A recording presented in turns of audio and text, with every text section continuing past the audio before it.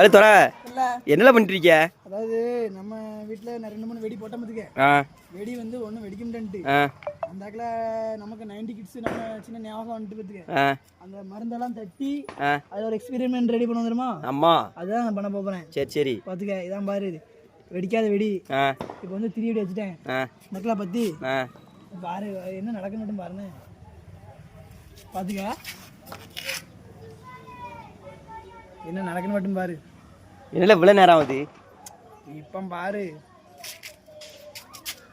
இப்போ பாரு பாரு பாரு, கிட்ட நெருங்கிட்டு மருந்து கிட்ட போன பிறகு தான் அதோட பவர் தெரியும். அணிஞ்சே போச்சுடே. மழை லைட்டாக தூத்துதுல அவனை அணிஞ்சிட்டோம்.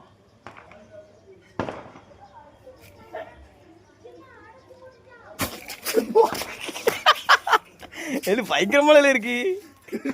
கண்ணும் தெரியல ஒன்றும் தெரியல. கையில் மருந்து கையக்கு என்னலி கையில் பொருள் இவ்வளோ ஆபத்தான இதாக இருக்குடே. ஆபத்து இல்லை, கை வலிக்க வலி எனக்கு தான் தெரியும். பவர்